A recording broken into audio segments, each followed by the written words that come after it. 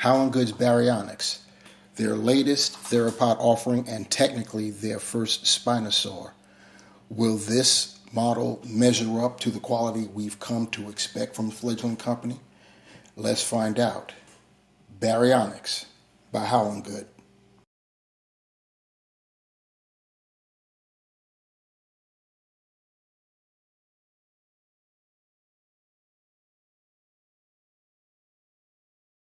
Hello, welcome to Ruckosaurus Rex, the channel where we review and discuss all things dinosaur and other prehistoric animals. How you guys doing? You see what we got going on. I know it's been a minute. That's because I haven't had any product to review, at least no new product.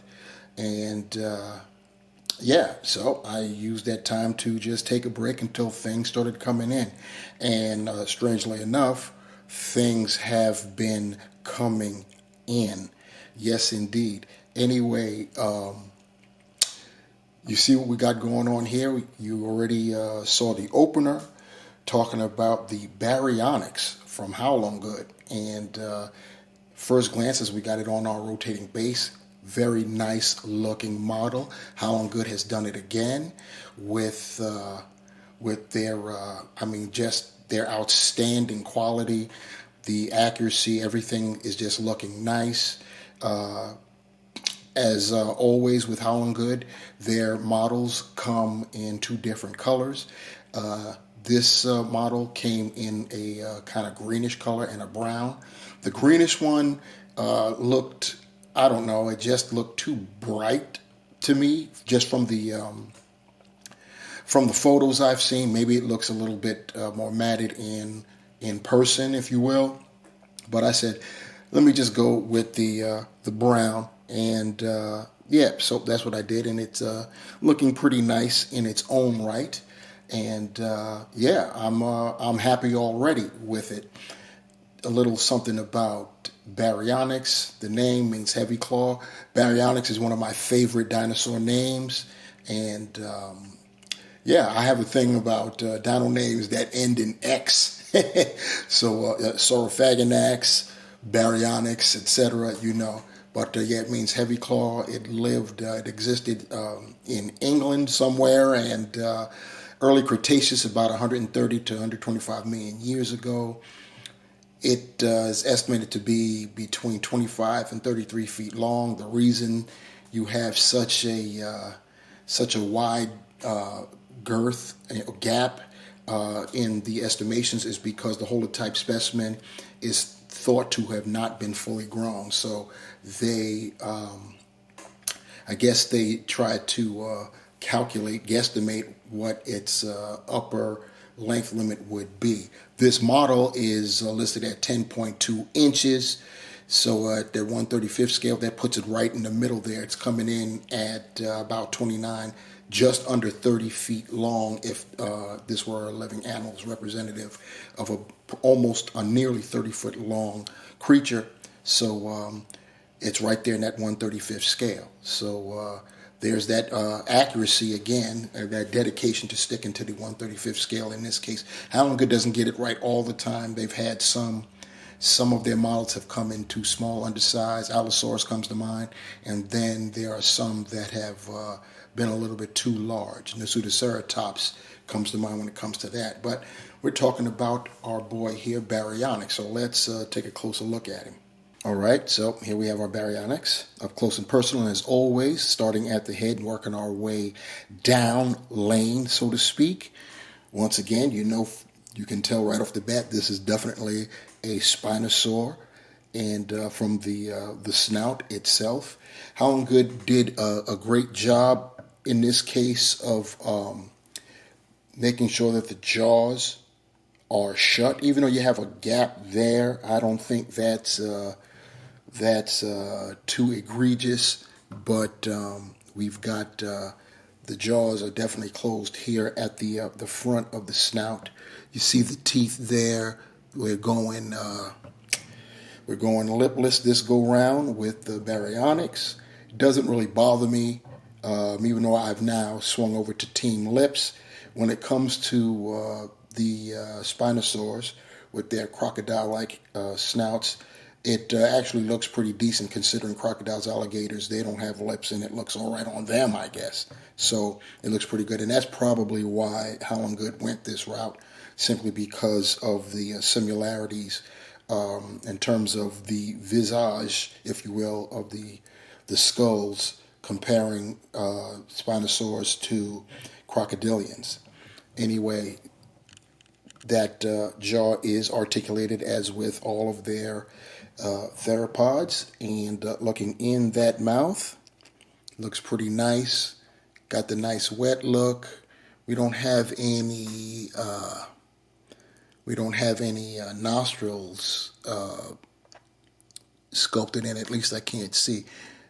No, there aren't any nostrils sculpted in at all. So oh well, we don't get it. Can't get everything all the time, but we do have the nice wet look. So that's pretty cool. And like I said, the jaw does close all the way, and it's nice and solid. It isn't loose or anything. Looking at that, the eyes are kind of blue with a black pupil. I think Haolonggood has been doing that a lot lately with their models, giving them blue eyes. Pretty nice. This, as I stated before, is the brown version. So you've got that brown pigment going across the body, and then of course it lightens up as you get to the underbelly. You can see right there. So going back up, and then looking more at that skull again. See, we got the brown. We do have the nice sculpted in nostrils, at least on the outside of the skull. We've got slight crest right there above the eyes, pretty nice. Then you're looking at the neck. You got the spines going down right center of the back there. You got the scoots there. We've got all kinds of spotting, if you will, in terms of the paint for the design. Kind of a very light striping going on with that base brownish color back there. Looking at the forelimb, you see the nice brown there. Try to turn so you can see the claw. And this is where Baryonyx gets its name from, the heavy claw, mostly that index finger, if you will. Pretty nice. They're painted black. Then we go back, and you see the hind limb. Pretty nice. You've got the scoots going down the front there. That right leg is pushing off, so that's pretty nice.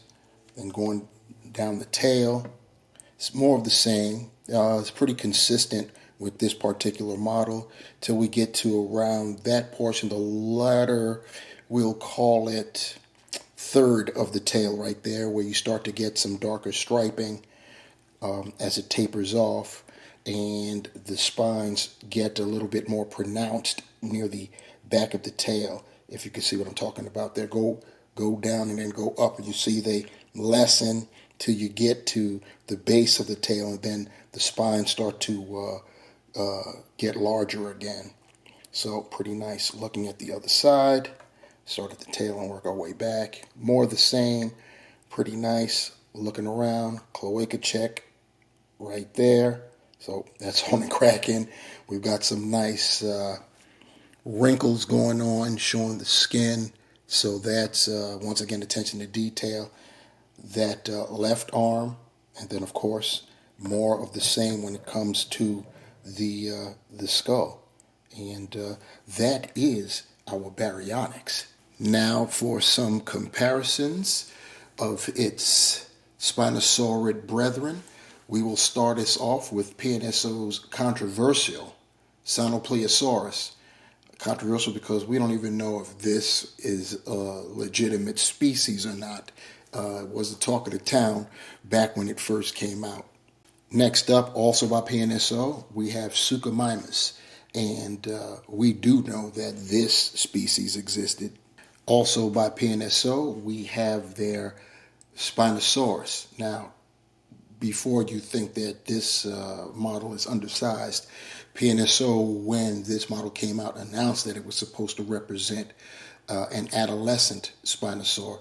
And quite frankly, if you stretched it out, it's around the same size, the same length as the Suchomimus. So it's representative of a 30-foot long animal. So it's a young, not fully grown, which is kind of scary when you think about it, especially when you see Baryonyx right next to it, and we know that this is representative of a just under 30-foot long animal. However, if you want to see what Baryonyx would look like next to a full-grown Spinosaurus, here you go. This is the offering from GR Toys, which is kind of like partners with Haolonggood. So that's why I had stated that technically Baryonyx was Haolonggood's first Spinosaur offering, because this right here, the Spinosaurus itself, was their, or GR Toys in any event, their first offering. Also, this at the time was more or less accurate to what Spinosaurus was estimated to be at about 52 feet long, but that estimation has been since revised. So they think Spinosaurus was probably like 46 to 48 feet long. And here we have Baryonyx compared with our own Ian Malcolm. And this is to let you know, to give you an idea of how large Baryonyx would be compared to a 6-foot human being, or at least a 1.8 meter human being. So wrapping this one up, the Baryonyx by Haolonggood is another excellent figure. They have been getting increasingly better. They've been improving on their theropods. They started out a little bit shaky, but they seem to have caught their stride, you know what I'm saying? And why not? Because they are taking big strides. These guys are seemingly releasing a new figure, at least announcing one model practically every week. They have just been pouring it on for real, and I'm here for it. For as long as the wallet can maintain, I'm here for it. Very nice figure. I said it again. Very nice model. This is a model. Very nice model. Comes in two colors, kind of greenish color and brown. Articulated jaw. 10.2 inches long, so it is 1/35 scale because it represents a slightly under 30-foot long animal, and Baryonyx was estimated to be between 25 and 33 feet. So yeah, it's right there on point. So very, very nice. It's as always, you know, they're not for the quality that we get. This quality rivals the likes of PNSO and other companies that are considered premium, and they're